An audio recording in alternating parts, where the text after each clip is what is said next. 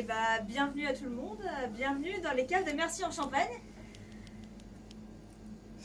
Vous avez l'air perdu. Comment pouvez-vous être perdu alors que vous êtes dans la plus grande cave du plus grand vin du plus beau pays au monde? Ouais, je sais, dit comme ça peut paraître un peu pompeux.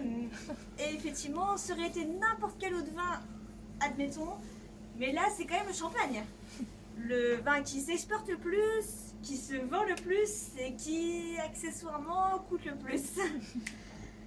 Je vais vous expliquer ça rapidement. Alors déjà, pour faire du champagne, on va cueillir chaque grappe de raisin à la main, sans aucune machine. Ensuite, ces grappes de raisin, on va les pressurer très lentement pour obtenir les jus les plus qualitatifs. Une fois que c'est fait, on va clarifier le vin, enfin on va obtenir un aspect doré en récupérant les dépôts par décantation.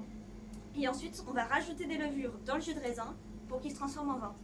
Donc ça, c'est la première fermentation qui dure à peu près un mois. Ensuite, chaque année, on va marier les vins des différents cépages selon des règles très strictes. Et ensuite, ces mélanges, on va les mettre en bouteille et les mettre en cave pour une durée de au moins 15 mois. Ça, c'est la deuxième fermentation qui va donner des petites bulles au vin. Et donc, pendant cette fermentation, il va y avoir tendance à y avoir du dépôt qui va se former un peu sur les parois de la bouteille. Et donc, pour éviter ça, on a une méthode, c'est qu'en fait, chaque jour, on va tourner chaque bouteille d'un 8e de tour, comme le fait Pierrot. Pierrot? Il m'écoute pas. Bref, donc je disais, après cette deuxième fermentation qui a duré combien de temps? 15 mois, exactement. Et ben, on va geler le goulot de la bouteille parce qu'en fait, c'est là que sera allé tout le dépôt.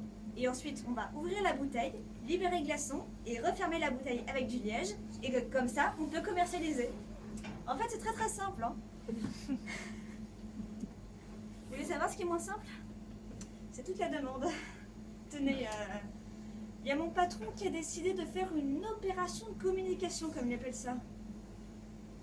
On va remplir de champagne un immense foudre.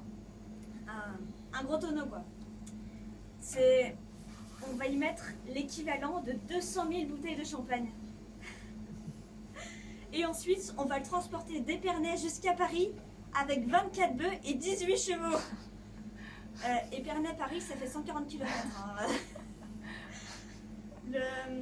Le patron a dit que c'était pour concurrencer, vous savez, cette tour qu'ils sont en train de construire à Paris pour l'exposition universelle. Là. Bref, c'est important. D'ailleurs, je crois qu'ils ont laissé une illustration de ce foudre quelque part, si vous voulez chercher. Ou alors, vous pouvez reprendre votre chemin, hein, si vous êtes perdu. En tout cas, bonne journée. Merci.